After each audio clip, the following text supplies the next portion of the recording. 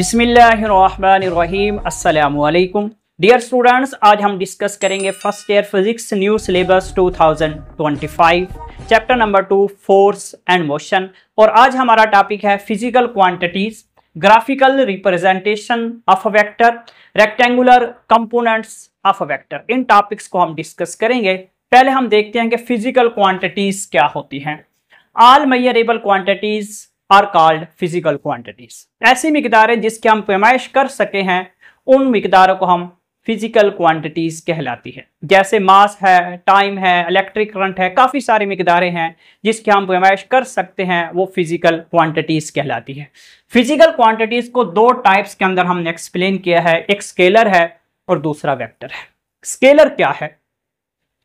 Which required quantity and unit for their complete description. हमारे पास कोई quantity हो, उसकी कंप्लीट डिस्क्रिप्शन के लिए हमारे पास यूनिट हो और क्वांटिटी हो, उस मिकदार को हम स्केलर मिकदार कहते हैं। या उसके अंदर सिर्फ और सिर्फ हम मैग्नीट्यूड भी कह सकते हैं।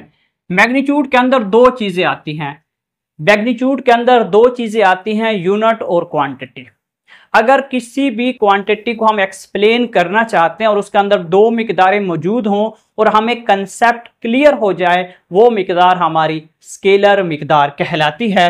मास है, डिस्टेंस है, स्पीड है, टाइम है, एनर्जी है और टेम्परेचर है, वर्क है एंड सो ऑन। काफ़ी सारी मिकदारें होती हैं जिसके अंदर सिर्फ और सिर्फ मैग्नीट्यूड होता है, या हम यूँ कह सकते हैं क्वांटिटी और यूनिट होता है। जैसे ही वो बोला जाएगा, जैसे ही वो क्वांटिटी को एक्सप्लेन किया जाएगा, बताया जाएगा, कंसेप्ट फौरन क्लियर हो जाएगा। एक एग्जांपल दी है डिस्टेंस की, कि डिस्टेंस हमारे पास डिस्टेंस है और उसका यूनिट ये 50 और मीटर। 50 हमारे पास क्वांटिटी है और मीटर उसका क्या है जी, यूनिट है। इसके अंदर कोई स्पेसिफिक डायरेक्शन वगैरह की जरूरत नहीं होती। और स्केलर क्वांटिटी को हम ऐड कैसे करते हैं? अरिथमेटिक रूल के जरिए हम इसको ऐड करते हैं। जैसे 2 + 2 = 4 होता है, ये अरिथमेटिक मीन्स होता है, अरिथमेटिक रूल्स होता है। अरिथमेटिक रूल के जरिए हम इसको क्या कर सकते हैं जी, ऐड कर सकते हैं। जैसे 2 + 2 क्या हो जाएगा जी, 4। अब वेक्टर मिकदार क्या होती है? वेक्टर मिकदार हम किसको कहते हैं? वेक्टर होती क्या है? Which required quantity, unit and direction for complete description. किसी भी क्वांटिटी को कंप्लीट मुकम्मल तौर पे एक्सप्लेन करने के लिए हमारे पास तीन चीज़ों का होना ज़रूरी है। क्वांटिटी हो, यूनिट हो और उसके साथ डायरेक्शन हो।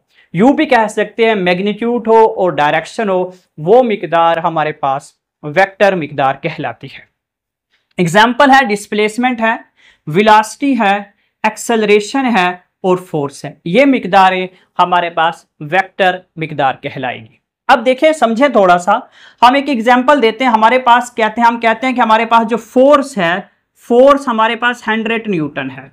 जिस वक्त फोर्स 100 न्यूटन है तो 100 हमारे पास क्वांटिटी है, न्यूटन हमारे पास यूनिट है। अब किसी भी पर्सन को हम कहते हैं कि आप 100 न्यूटन की फोर्स लगाएं, तो वो सवाल पूछेगा कि फोर्स किस डायरेक्शन में लगानी है। ऑब्जेक्ट को आपकी तरफ फेंकना है कि आपकी तरफ फेंकना है, या ऑब्जेक्ट को आपसे दूर फेंकना है। जिस वक्त इस तरह की कंडीशन आएगी, हम उसको बताएंगे कि आपने जो फोर्स लगानी है, ईस्टवर्ड लगानी है, नॉर्थवर्ड लगानी है, साउथवर्ड, यानी कि उसकी हम डायरेक्शन दे दें।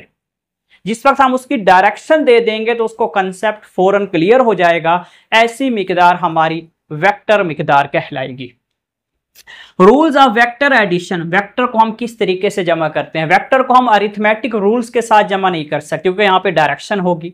एक ऑब्जेक्ट ईस्ट साइड पे जा रहा है, दूसरा वेस्ट पे जा रहा है, तो हम इनको जमा नहीं कर सकते, अरिथमेटिक तरीके से जमा नहीं कर सकते। इसको हम जमा करेंगे हेड टू टेल रूल के जरिए। What is a head to tail rule? Head to tail rule क्या होता है? जैसे कि डायग्राम के अंदर दिखाया है, हमारे पास मुख्तलिफ किस्म के वेक्टर्स होते हैं। पहले वेक्टर्स का जो हेड होता है अगले वेक्टर की टेल के साथ मिलता है, दूसरे वेक्टर का जो हेड होता है तीसरे वेक्टर की टेल के साथ मिलता है, और ये सिलसिला इसी तरह चलता जाता है। और जहाँ से हम रिजल्टेंट वेक्टर हासिल करते हैं, उसकी टेल पहले वेक्टर की टेल से मिल जाती है और उसका हेड लास्ट वेक्टर के हेड से मिल जाता है। इस तरीके से हम हेड टू टेल रूल, यानी कि वेक्टर्स को जमा करने के लिए हम हेड टू टेल रूल इस्तेमाल करते हैं। ये क्लास 9 का टॉपिक था। क्लास 9 की डेफिनेशन है, यानी कि हेड टू टेल रूल, जैसे कि हमने डायग्राम के अंदर रिप्रेजेंट भी किया है। अब हम आगे की तरफ बढ़ते हैं। Graphically representations of vector. Vector को हम ग्राफिकली तरीके से किस तरीके से रिप्रेजेंट कर सकते हैं, वेक्टर को हम किस तरीके से ड्रा करेंगे, वो हम लिखते हैं। अगर सिंबॉलिकली हम तरीके से किस तरह लिखेंगे, हमारे पास वेक्टर होता है, उसको हम या तो बोल्ड करके लिखें, मोटा करके लिखें। जिस वक्त हम उसको बोल्ड करके लिखेंगे, मोटा करके लिखेंगे, जैसे कह देता हूं ये फोर्स है, इस फोर्स को अगर हम मोटा करके लिखें तो ये वेक्टर को रिप्रेजेंट करने का तरीका है। या हमारे पास एक्सेलरेशन हो, इसको हम मोटा करके लिखेंगे, बोल्ड करके लिखेंगे, एक ये तरीका है। या इसके ऊपर हम एरो हेड लगा दें, इसके ऊपर हम एरो लगा दें, तीर लगा दें, इसके ऊपर जिस वक्त ये देखें ये फोर्स है, इसके ऊपर हम एरो लगा देते हैं। या एक्सेलरेशन है, इसके ऊपर हम एरो लगा देते हैं। या वेलोसिटी है, इस तरीके से हम वेक्टर को रिप्रेजेंट कर सकते हैं, वेक्टर को हम लिख सकते हैं। आगे हमने लिखा है वेक्टर होता किस तरह का है। वेक्टर इस तरह का होता है, यह हिस्सा हमारा टेल कहलाता है, यह हिस्सा हमारा हेड कहलाता है। अब टेल क्या चीज बताता है और हेड क्या बताता है। जो टेल होती है ये हमें मैग्नीट्यूड देता है। टेल हमें मैग्नीट्यूड बताएगा कि टेल के अंदर यूनिट भी होगा और उसकी कोई ना कोई मिकदार होगी, कोई ना कोई क्वांटिटी होगी।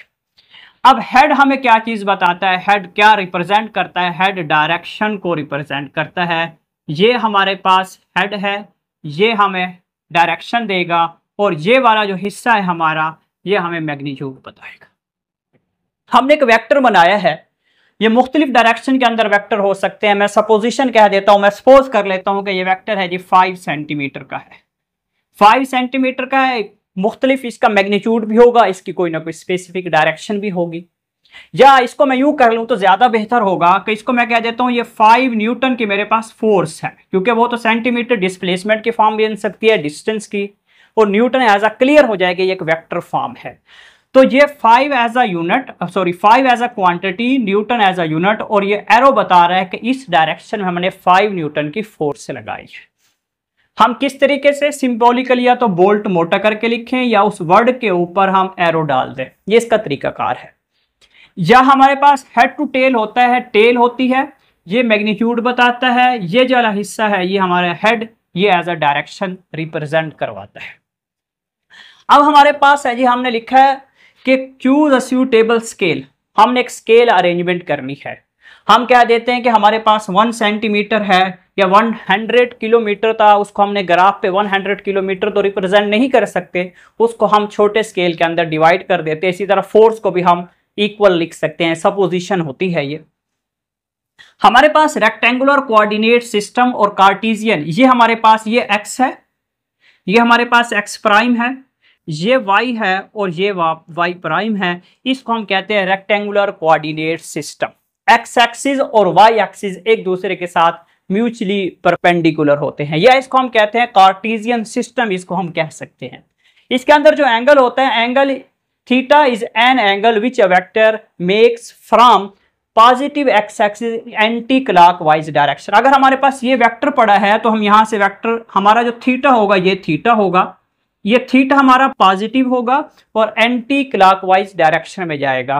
फर्स्ट क्वाड्रेंट से हम शुरू हैं और वेक्टर तक पहुंचे हैं, ये हमारा एंटी क्लॉकवाइज डायरेक्शन होती है और इसको हम पॉजिटिव कहते हैं। अगर मैं इसको इस तरीके से ड्रा करता, मैं फोर्थ क्वाड्रेंट से चलता और यहां पे आता, तो ये है मेरा नेगेटिव होता और उसके साथ साथ इसको मैं कह देता ये मेरी जो रोटेशन है वो मेरी ये रोटेशन क्लॉकवाइज है।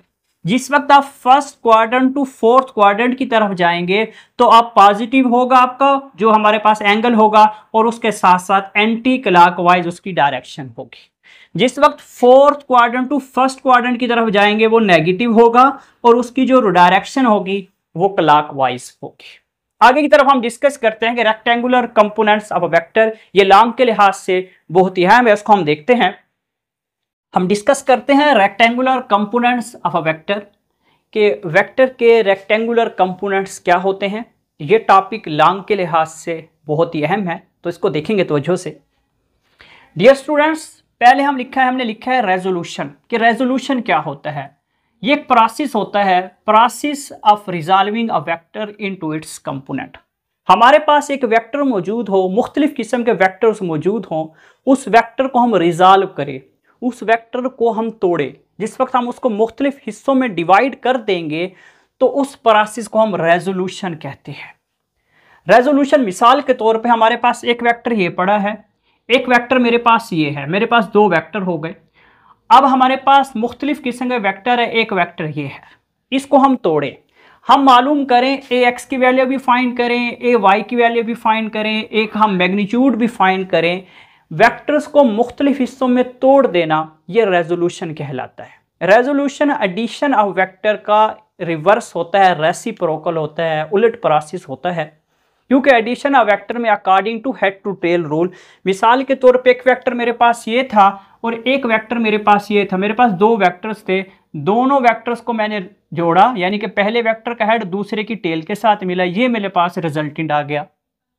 तो ये हमने according to head to tail rule addition के मुताबिक वेक्टर को जमा किया।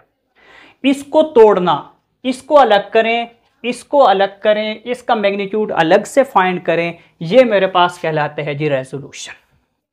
अब रेक्टेंगुलर कंपोनेंट्स क्या होते हैं जी, जिनको हम रेक्टेंगुलर कंपोनेंट्स कहते हैं। ये देखें, ये मेरे पास एक एक्स है और ये मेरे पास वाई है।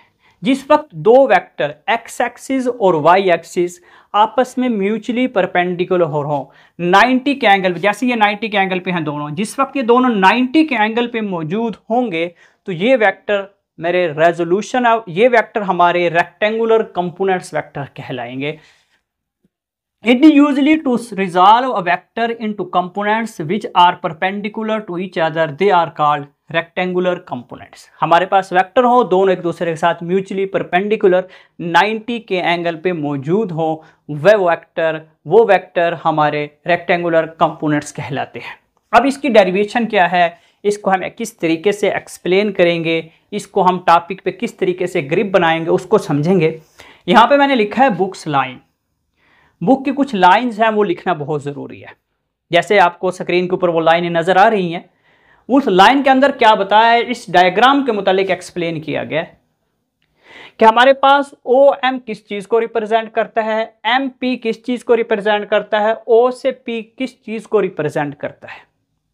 मुख्तलिफ वैल्यूज़ को बताया है कि हमारे पास जो ओ एम है एक्स एक्सिस में मौजूद है, ये ए एक्स को रिप्रेजेंट करेगा, एम पी हमारे पास वाई एक्सिस में मौजूद है, ये ए वाई को रिप्रेजेंट करेगा, हमारे पास ओ पी ये रिजल्टेंट है, ये ए वेक्टर को रिप्रेजेंट करेगा। ये लाइनें 3 से 4 लाइनों में लिखना बहुत ही ज़रूरी है। यहाँ पे लिखा है, मेंशन किया है बुक लाइंस, ये पेपर के अंदर लिखना बहुत ही ज़रूरी होगा। उसके बाद हम डेरिवेशन की तरफ बढ़ेंगे कि हमने ए एक्स की वैल्यू फाइंड करनी है और उसके साथ साथ हमने ए वाई की वैल्यू मालूम करनी है और ए का मैग्नीट्यूड फाइंड करना है और उसके साथ साथ हमने डायरेक्शन मालूम करनी है। अब हम देखते हैं, हम आगे की तरफ बढ़ते हैं, हम ले लेते हैं जी साइन थीटा। समझेंगे बात को। साइन थीटा, साइन थीटा किस चीज़ के इक्वल होता है, परपेंडिकुलर डिवाइडिंग बाई हाइपोटेन्यूज। ये परपेंडिकुलर डिवाइडिंग बाई हाइपोटेन्यूज। अब परपेंडिकुलर क्या है, परपेंडिकुलर एम पी है, एम है और पी है। हाइपोटेन्यूज क्या है हमारे पास, ये ओ पी है। अब एम पी के ऊपर क्या मौजूद है, अब ये देखें, ये ए वाई इधर है, इसको उठा के हम इधर रख सकते हैं। मैं इस वेक्टर को कह सकता हूँ ये मेरे पास ए वाई है, ये मेरे पास आ जाएगा जी O P, M P A Y vector dividing by O P. O P मेरे पास हाइपोटेन्यूज ए वेक्टर है, ये मेरे पास रिजल्ट आ गया।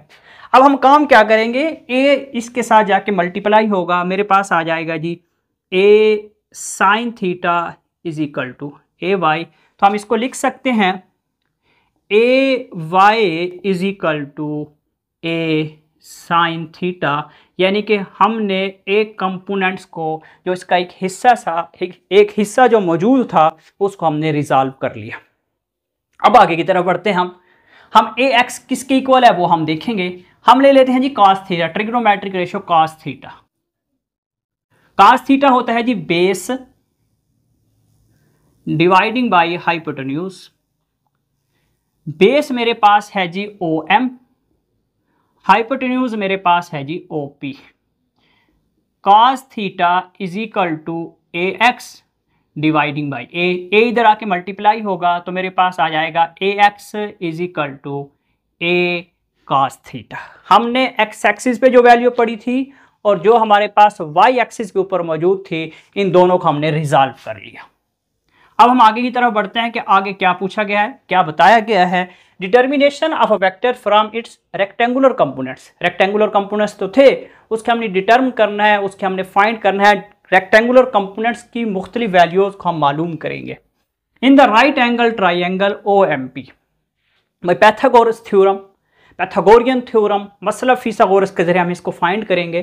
तो देखते हैं, हाइपोटेन्यूज का स्क्वायर ओ पी का square is equal to O M का स्क्वायर प्लस पी एम का स्क्वायर। ओ पी हमारे पास है जी ए का square is equal to A X का स्क्वायर ए वाई का स्क्वायर। दोनों तरफ स्क्वायर रूट लें तो मेरे पास आ जाएगा A is equal to A X का स्क्वायर ए वाई का स्क्वायर होल स्क्वायर रूट। इसको हम कहते हैं जी magnitude.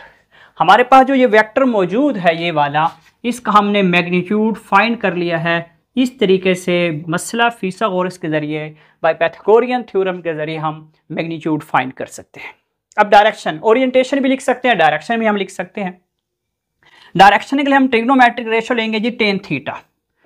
Ten theta is equal to, tan theta is equal to, वो इक्वल होता है जी perpendicular dividing by base, perpendicular dividing by base. यहाँ पे परपेंडिकुलर पे क्या मौजूद है ये हम देखेंगे।